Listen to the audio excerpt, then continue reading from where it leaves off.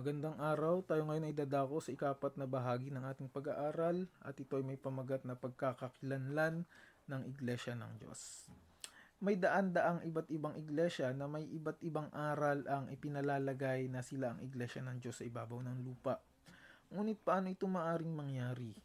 Waring ang alinmang iglesia upang maging karapat-dapat na iglesia ng Diyos ay dapat itong magturo at magsakabuhayan ng lahat ng itinuturo ng Biblia. Kung nagsasalita si Pablo tungkol sa bahay ng Diyos na siyang iglesia ng Diyos na buhay, sinasabi niya ito na ang haligi at suhay ng katotohanan. Unang Timoteo 3 verse 15. Basahin din ng Apocalypse chapter 12 mula verse 1 hanggang 17. Unang tanong, ano ang tatlong mahalagang sagisag na ginamit sa Apocalypse 12? Una, nariyan ang simbolo ng babae na nararamtan ng araw. Ito ang sagisag ng Iglesia ng Diyos.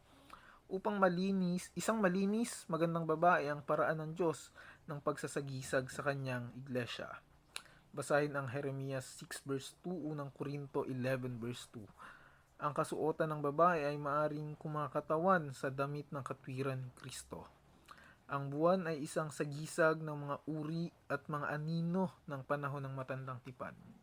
Ang kautosang seremonyal ay mahalaga lamang nang ito ay maganap sa kabuhayan, kamatayan at muling pagkabuhay ni Kristo. Ang putong na may 12 bituin ay kumakatawan sa 12 lider na sa matandang tipan. Ang mga anak na lalaki ni Jacob at sa bagong tipan ay ang 12 apostol. Ikalwa, nariyan ang sagisag ng malaki at mapulang dragon. Sa talatang Siyam, ang dragon ay ang Diablo. Si Satanas ay laging gumagawa sa pamamagitan ng mga kasangkapang ito. Ang paganong Roma ang kasangkapan noong panahon ng pangitain ni Juan. Ikatlo, ang taong sanggol ay kumakatawan kay Hesukristo. Sa loob ng mga daang taon, ang iglesia ay naghintay sa isisilang na Mesiyas. Nang siya ay dumating, siya ay isang mahinang sanggol. Siya ay kinamuhian at kinalaban ng Diablo. Sa wakas, balang araw, siya ang mamamahala sa lahat ng bansa. Si Jesus lamang ang tanging tao na aangkop sa lahat ng mga espesipikasyong ito. Ikalawang tanong, anong tatlong yugto ng pagtutunggalian ni Kristo at ni Satanas ang naibunyag sa Apocalypse 12? Una, nariyan ang pakanang ginawa ni Satanas upang patayin si Kristo nang siya ay isilang. Ikalawa, noong panahon ng Dark Ages, ang Iglesia ng Diyos ay naitaboy sa ilang na doon siya nananatili. Kadalasang inuusig ngunit naging tapat sa Diyos.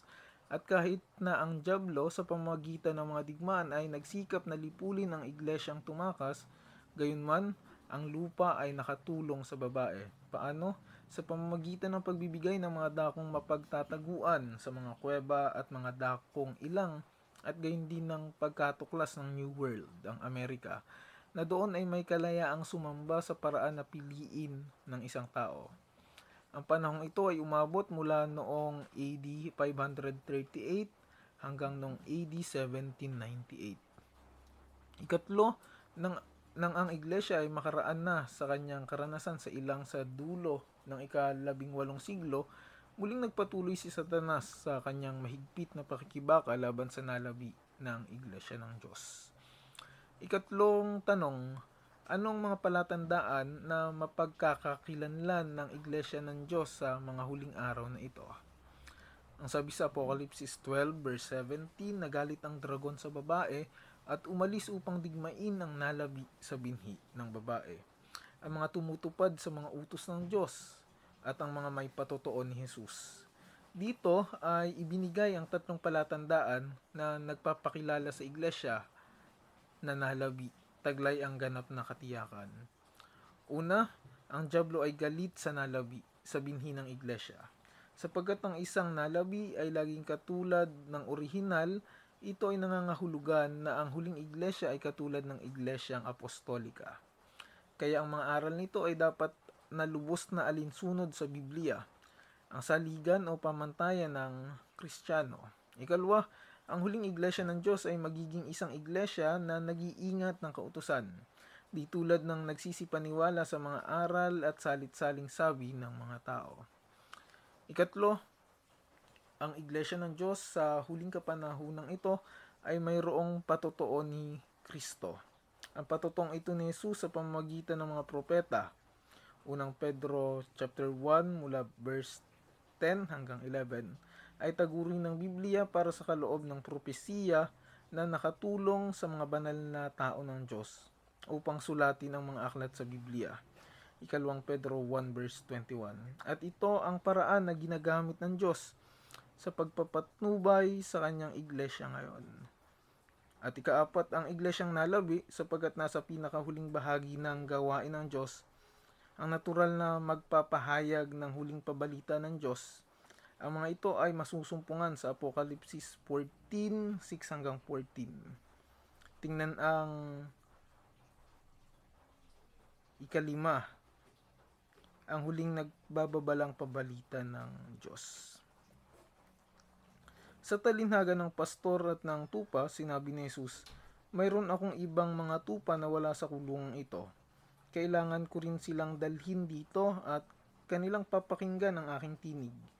Kaya't magkakaroon ng isang kawan na may isang pastol. Juan 10 verse 16.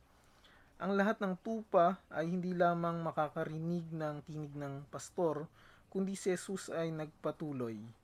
Pinapakinggan ng aking mga tupa ang aking tinig at sila'y aking kilala at sila'y sumusunod sa akin. Juan 10 verse 27. Basahin ang Apokalipsis 18 mula verse 1 hanggang 4. Ang bawat tao ay kailangang tumugon sa panawagan ng Diyos. Ngayon ang panahon ng pagpapasya. Sa ikalima at huling bahagi ng ating pag-aaral, tatalakayin natin ang may pamagat na ang huling babala ng Diyos sa sanlibutan.